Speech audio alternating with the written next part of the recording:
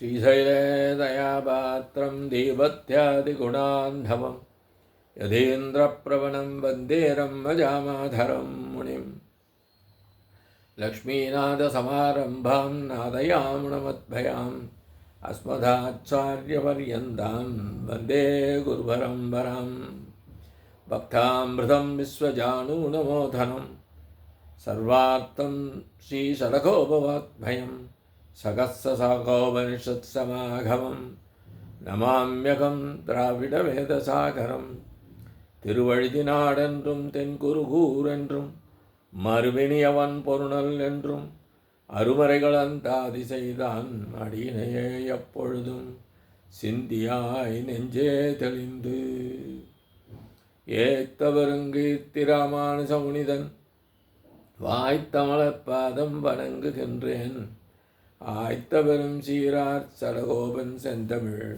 வேதம் தரிக்கும் பெறாத உள்ளம் பெற எம்பெருமான் திருவுருளாலே ஆச்சாரியன் அனுக்கிரகத்தாலே கடந்த பல தினங்களாக நம்மாழ்வார் அருளிச் செய்த திருவாய்மொழியை நாம் அனுபவித்து வருகிறோம்.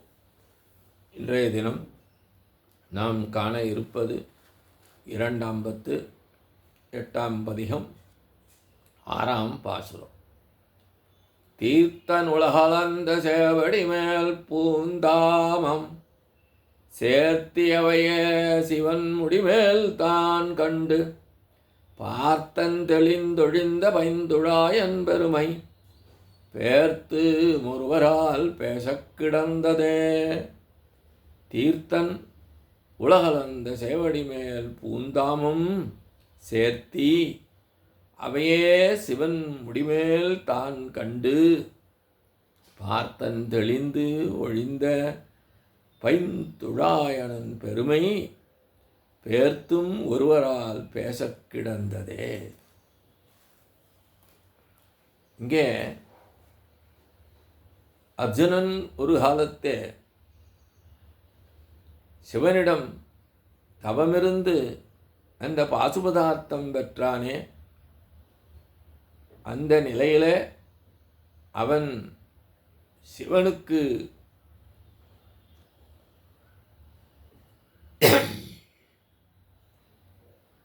பூசை செய்தபோது என்ன நடந்தது என்பதை நினைவுபடுத்தி எம்பெருமானுடைய மேன்மையை இந்த பாசுரத்திலே ஆழ்வார் நம்போன்ற சேதனர்களுக்கு அருளிச் செய்துள்ளார்.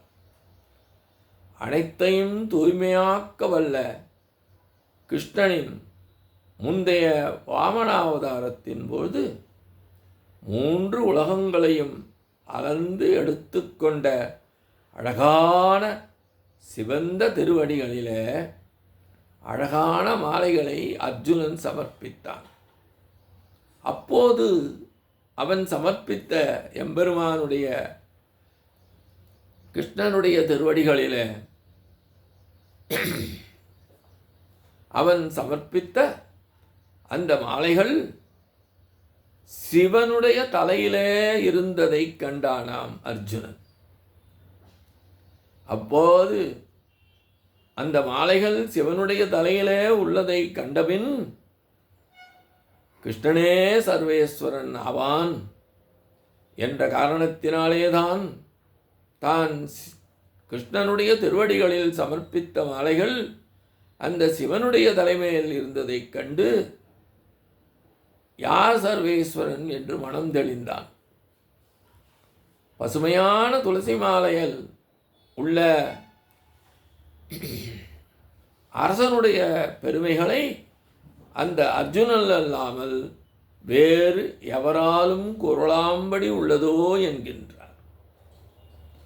எம்பெருமானுடைய திருவடிகளிலே சூட்டிய மாலையை அங்கே கண்டதுனுமே அர்ஜுனன் எம்பெருமானே மிக சர்வேஸ்வரன் என்று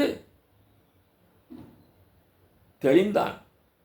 ஆழ்வாரிடம் சிலர் நீவிர் கூறும் அந்த சர்வேஸ்வரனுக்கு இந்த மேன்மைகள் அனைத்தும் உள்ளனவோ என்று கேட்டனராம். இதனை கேட்ட ஆழ்வார் அவை அனைத்தும் குறித்து முன்பே அர்ஜுனன் ஆராய்ந்து நிரூபித்து விட்டான். அவற்றை இப்பொழுது நாம் மீண்டும் ஆராய வேண்டும்படி குறையுள்ளதோ என்றார். தீர்த்தன், நான் தகுதியுள்ளவன் ஆவேன் என்று கூறுவதற்கு ஏற்றபடி தூய்மையை அடைவதற்காக சிவன் தனது தலையில கங்கையை தரித்தான் என்று கூறுவதற்கேற்ப தனது திருவடிகளின் சம்பந்தம் மூலமாக அசுத்தமாக உள்ளவர்களையும் தூய்மையானவராக மாற்றத்தக்க தன்மை உள்ளவன் என்கின்றார். இதுபோன்ற செயலை எப்பொழுதும் செய்தான், எப்போது செய்தான் என்ற கேள்வி எழ அதற்கு விடையளிக்கிறார். உலகளந்த சேவடி அந்த நிகழ்வை எண்ணி பார்க்கிறார். இங்கு நான்முகன் திருவந்தாதியில 9ஆம் பாசுரத்தின் குறைகொண்டு என்னும் பாசுரத்தை விளக்குகிறார்.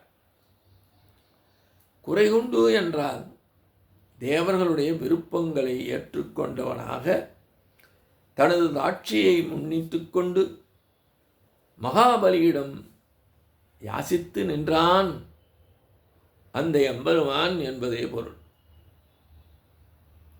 நான்முகன் குண்டிகை நீர் பெய்து யாகசாலையில் யாசகம் கேட்டு நின்றிருந்த வாமனன் இயல்பான எஜமானன் என்றாலும் அவனே யாசித்து நின்றதாலும் தர்மம் நீராக உருகி நின்றது.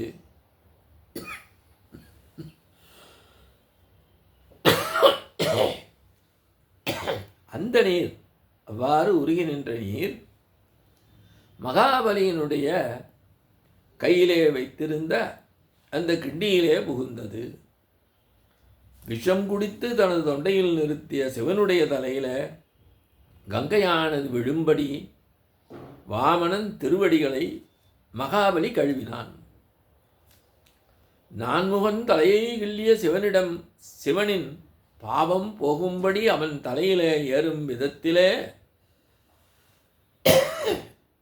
எம்பெருமானுடைய திருவடிகளிலே அந்த நீரினை மகாபலி சேர்த்தான். அதன் காரணமாகவே சிவன் தலையிலே அந்த கங்கை வந்ததாகவும் ஓர் வரலாறு உண்டு. கிருஷ்ணாவதாரத்திற்கும் வாமனாவதாரத்திற்கும் ஒரு பொருத்தம் உண்டு. இரண்டிலும் சர்வேஸ்வரனின் திருவடிகளில் சேர்ப்பிக்கிட்ட பொருள்கள் சிவனுடைய தலையில் சேர்ந்தன என்பதால் இங்கு வாமனாவதாரத்தையும் கூறுகிறார். அர்ஜுனன் ஒருமுறை பானம் பெறுவதற்காக, பாசுபதாஸ்வரம் பெறுவதற்காக ஒரு தேவதையை அணுகினான். இத்தருணத்தில் கிருஷ்ணன் அவரிடம் நம்முடைய திருவடிகளிலே சமர்ப்பித்து செல் என்று கூற அவ்விதம் அர்ஜுனன் செய்தான். அன்று இரவு அர்ஜுனன் கனவில அந்த தெய்வம் கிருஷ்ணனுடைய திருவடிகளே சமர்ப்பிக்கப்பட்ட மலர்களை தனது தலையில் சூடியபடி தோன்றி அவன் வேண்டிய அந்த பாசுபதார்த்தத்தை அளித்தான் என்பர். அதாவது தான் கிருஷ்ணனின் திருவடிகளே சமர்ப்பித்த மலர்களை சிவன் தன் திருமுடியிலே மாலையாகச் சூடி அர்ஜுனன் முன்றே தோன்றி பானம் அளித்தான். இத்தகைய நிகழ்வை அர்ஜுனன் கண்களால் தானே நேரடியாக கண்டான் என்கின்றார். தான் முன்பு வாமனனிடம் இந்த நிகழ்வை கண்டது ஆழ்வாரின் நினைவுக்கு கொண்டு வருவது போன்று இந்த நிகழ்வு உண்டானது என்கின்றார். தானிட்ட மலர்கள் மூலம் இவனே கிருஷ்ணனே சர்வேஸ்வரன் என்று அர்ஜுனன் தெளிந்தான் என்கிறார். அனைத்திற்கும் முதன்மையானவன் என்பதை உணர்த்தவல்ல துளசி மாலையுடன் கூடிய சர்வேஸ்வரனுடைய உயர்ந்த தன்மையானது அறிவு நிறைந்தவர்கள் மிகுந்த அந்த காலத்தை விடுத்து அறிவு குறைந்தவர்கள் அதிகமாக உள்ள இந்த காலத்தில் போய் ஆராயும்படி உள்ளதே. அன்றே அர்ஜுனன் ஆராய்ந்து கூறிவிட்டான். மேலும் நாம் கூறுவதற்கு என்ன இருக்கிறது என்பதாக இப்பாசல் விளக்கம் அமைந்துள்ளது. இத்தோடு இந்த காண செய்கிறோம். எம்பெருமான் திருவடிகளே சரணம். நம்மாழ்வார் திருவடிகளே சரணம். எம்பார் திருவடிகளே சரணம்.